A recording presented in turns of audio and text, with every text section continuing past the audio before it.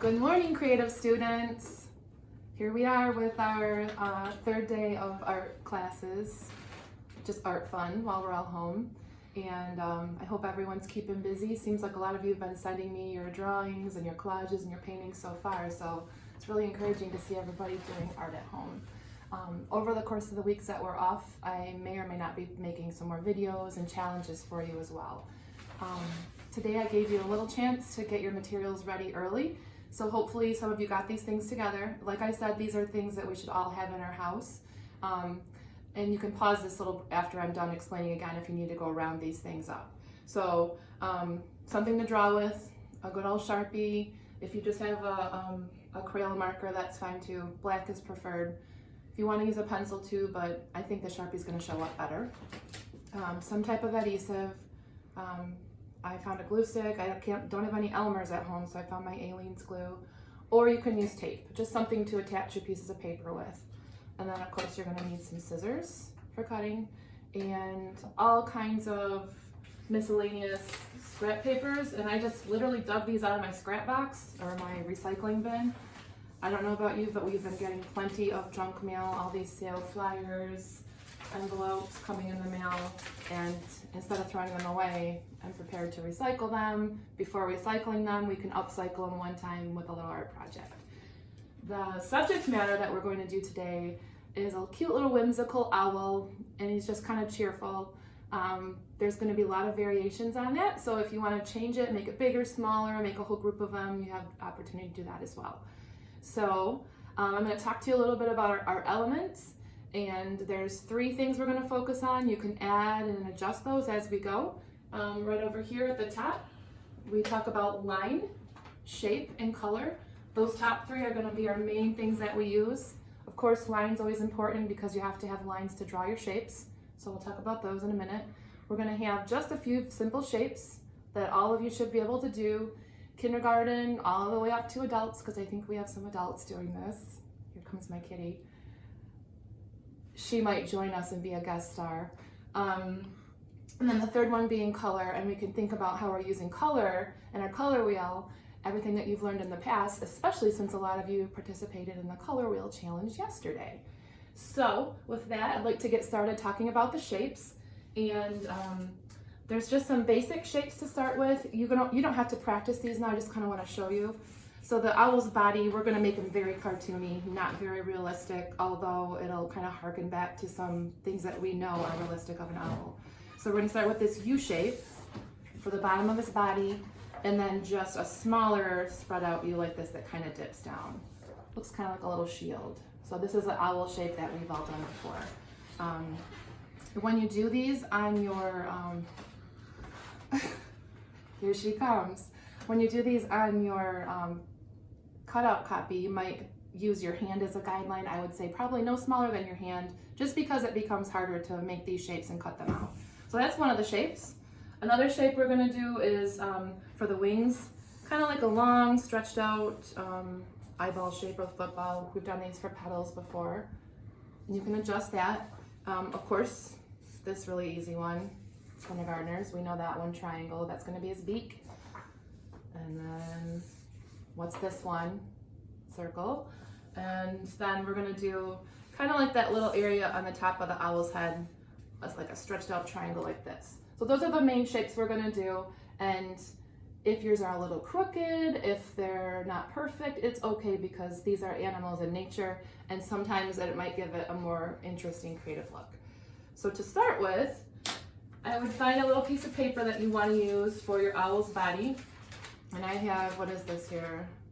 This is, I think, like CVS or Walgreens ad. So it seems to have a lot of blue on this side and pinks. So I'm actually just looking at this paper in terms of the overall colors I see. And I know there's pictures of mouthwash on here and vitamins and candy bars. I'm not going to worry so much about those details. I'm going to first instead look at the overall color and the value, how that works together. So I kind of think this one's kind of cool right here. So remember I said use your hand as the guideline like we often do. Let's draw bigger than our hand, and we're going to go with this U shape first. So I'm going to come right around here on this paper and just try to fill that whole space. Remember, we don't want to make it too small. That's just going to make a challenge later. So I just drew this line here. And now I'm going to draw the top part here to connect it. So that's going to be my owl's body to start with. Okay, I'm going to go ahead and cut that out right now so I know what I'm dealing with for my other colors. Actually, I can use these are my lefties. I was noticing when I cut this paper out, a lot of it is a lot more thin than the paper we're used to using at school. So you're going to have to be a little more careful if you are indeed using recycled paper. If you're using maybe some of your mom's old scrapbook paper or wrapping paper, it might be easier. Any paper will work. So that's going to become my owl's body. We have all these pieces. I'm going to get rid of this piece because all these colors kind of lend themselves. There's not a lot of contrast in the color, so I'm going to pick some new ones now for this little peak part on his forehead. So as I'm digging through my pile here, I actually have an old dictionary that was falling apart. So you guys know I love to upcycle. So I'm going to use a piece of this because it's a nice contrast against all that color. This is kind of just plain and muted, kind of like a muddy tan color. So now this is going to be, what was that kind of stretched out triangle? I need to try to make sure this fits the size of my owl. Your owl could be smaller or bigger than mine, so it seems to fit across his forehead pretty well. I'm actually going to lay mine right on there when I draw it, so I know what I'm dealing with for space. And you know what? Mine's crooked. It's not perfect. He might look like he's kind of giving you a little wink or he's looking the other way. So it's okay. You don't have to worry about getting it exact. I'm cutting this out.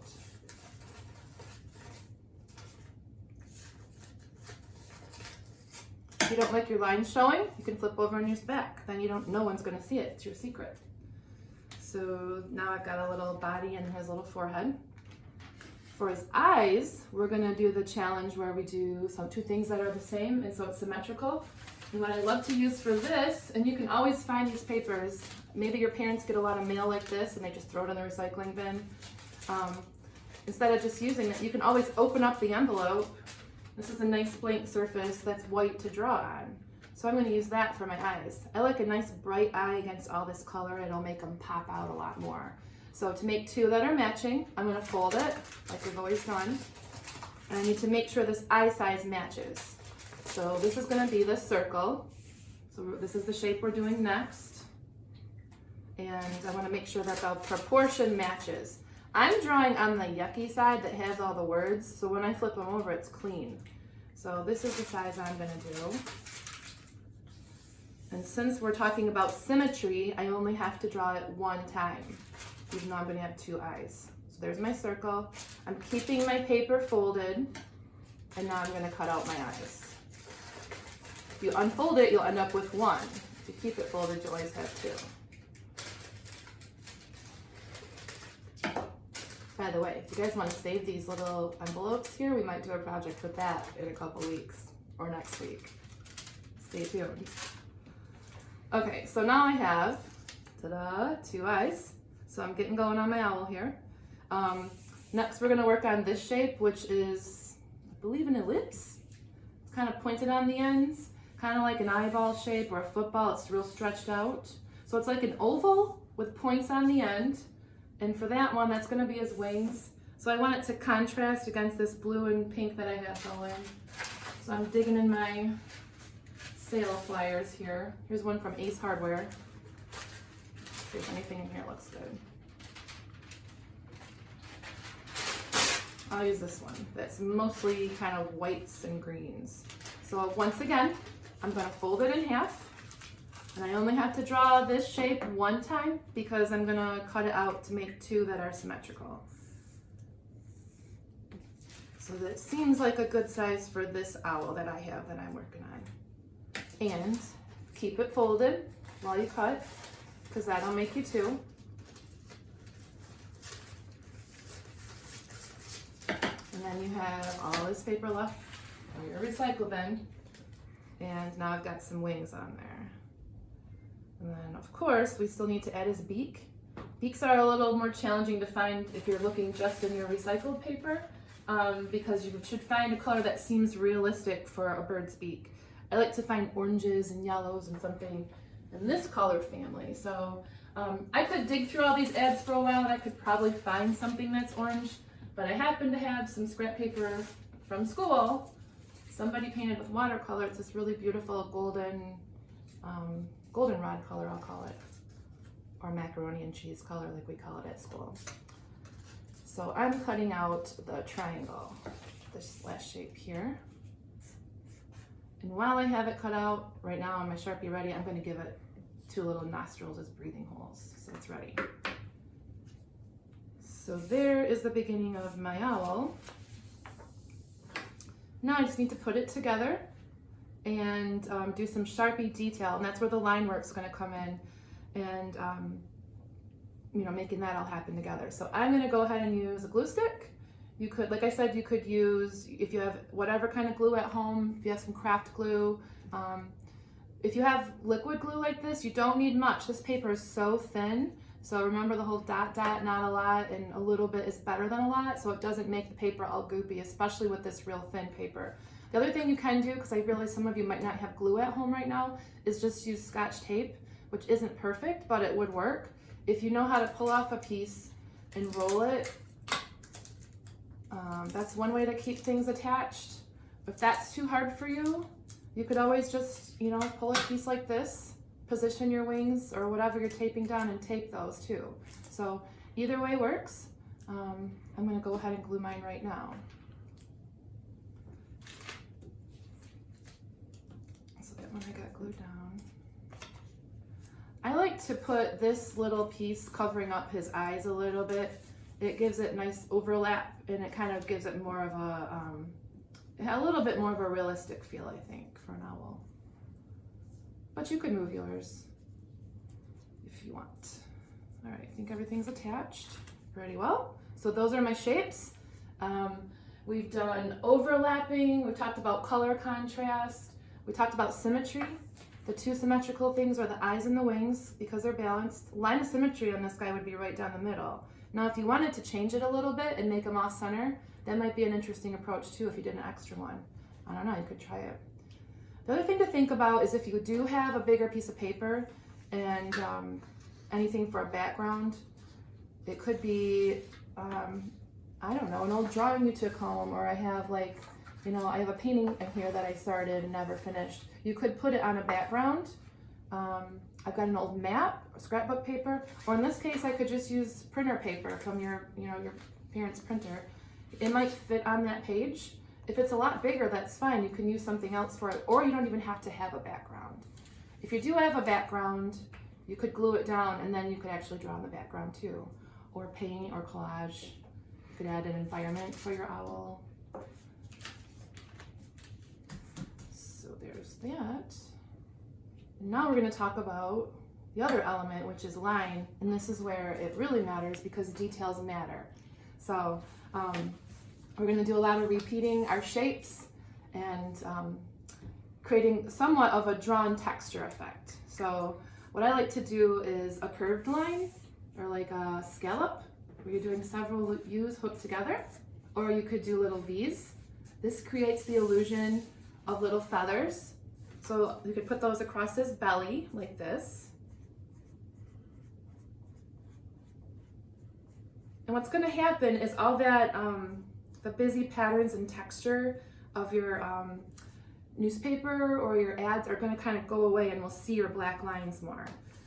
Let's focus on his eyes now. We really want those to stand out because that's a very important characteristic of an owl. It's kind of like their claim to fame, right? So depending on how much your eyes show up, we can really make them pop right now. So one thing I like to do is draw a big donut around the edges, and even mine are not real straight. I'm kind of just going with it.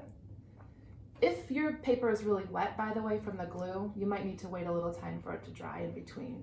Mine wasn't too bad because I used that glue stick and tape. Let's give him a pupil right in the center of his eye. I always love to leave a little white highlight in the middle. Gives him a little bit of that kind of, just a fun character. We've talked about pupils before, and that in animals and human eyes, there's always a light source that reflects in the eye, and that you can catch that in there by leaving that little bit of white in the middle. Now we can do some sort of a pattern around the outside.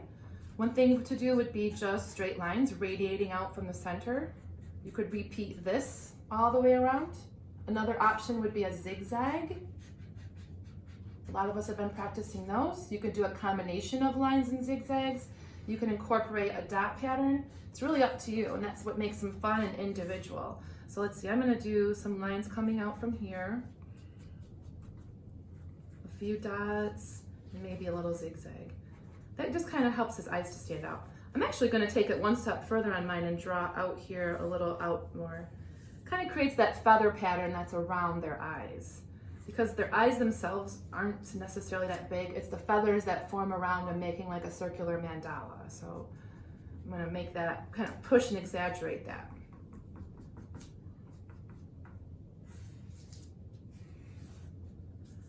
So you see what's happening is the eyes are starting to stand out a lot more. Now along with that, I want to get that little eyebrow a little more ominous, so I'm gonna just kind of beef this up a little bit by adding some more line work on there, making that more prominent. And I might even just repeat that V shape a few times. Looks a little bit like a human eyebrow, I guess, is how I think of it. Then same thing on these wings. I like to repeat this shape, kind of smaller and smaller, just to give it more texture and detail. These might simulate the owl's feathers. And then one thing I always like to do on something like this where it seems kind of cartoony is give it that black bold outline that a cartoon would have. So you can repeat that. And on my paper, I didn't have a lot of room to add his legs, but you'll see in some of my extra examples, you could possibly have room for their talons or legs on the bottom, because that's a pretty important part of an owl being a bird of prey, is those strong talons. So I'm outlining. So there I've done my line detail with, I guess, some texture and some repetition. So I think he's off to a pretty good start. One way to adapt this would be taking other materials and adding color. This paper isn't really strong, but if you had strong paper, you could watercolor out there.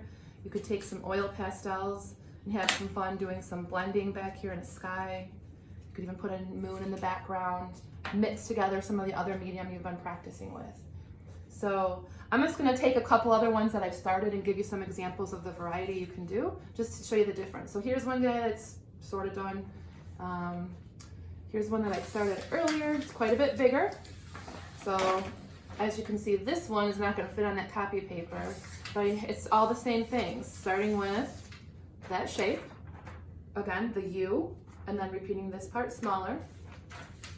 So lay that on. Then I folded my white paper. For this one, I actually used an old magazine, and I found the pages that were mostly white. If you look close, there is some text and writing on here, but choose the ones that only have the gray scale and the black and whites, so you're not interfering with the color. This actually says thank you on it. It's from an ad, so I cut that out. That's my triangle shape for his forehead. I folded the paper again, and this one's, I think, from Kroger, the sale ads. So those will be his wings. And by the way, you could tip these out, up, you could have some fun. Since their wings are like our arms, they can be doing whatever you want. And then this piece I did find, this is a magazine, I think it's Fireworks, a piece of orange, so that would make his little beak. So that one's a lot bigger. I didn't draw down any legs on that one. I would have to glue this together. This one, the whole idea is if you have, make sure you ask parents, if you have old maps that they're not gonna use anymore, you could use this for the owl's body, or you could use it for a nice background. This is an outdated atlas that I think I got at a garage sale. For this one, I like the idea of using two, like an overlap, like kind of like an Oreo cookie. So I have this color first that I did symmetrical, these oranges. Then I did the whites over top, which by the way, they're not perfectly white. I used the back of some yucky old paper. And then you can make these eyes pop even more. So it's even more of a layered overlap effect. So that's kind of how this guy would come together. It's like putting together your own puzzle. I'm gonna put his wing out. Let's make him dabbing. Everybody knows how much I'm not a fan of dabbing. Okay, so there's that one. Here's a little guy. This one's all black and white. So then I was adding lots of color against that to make the black and white kind of go away. I like the color ones better. And then you could also change it up. This square background polka dot is scrapbook paper. It was all folded and dirty and in my recycle bin. So instead of throwing that away, I can put stuff over it. These are all pieces that I found in my scrap box. Same owl, same shapes, I just overlapped 3 of them together. You could almost tell a story with those owls and have like one of them be the mom owl, one's the baby, and maybe they're getting along, maybe they're not. And if you look close, they all have little slightly different details and patterns on them too. So there's lots of options to change it and have some fun and mix it up. So that's about it that I have for you today. I'm super excited to see what upcycled owls you do, because I know I've got Fordline kids, Grogan kids, I've got kids from maybe even some Allen kids are watching, kids from throughout the last years. I know there's kids of mine that students have graduated from college, and then I've got friends all around Michigan and the country that are kind of popping in and doing this, even a lot of grown-ups. So what I challenge you to do is, could you send me your a video of your work or a little photo, and I'll try to post it either on my Facebook page under this link, or I think I'm gonna turn my comments off on the YouTube channel just for kids security. And parents, if you're using Class Dojo, you could send it to me that way, or my school email, which is noact@sgate.k12.mi.us, because then I can see all these results together. So now you have a challenge ahead of you.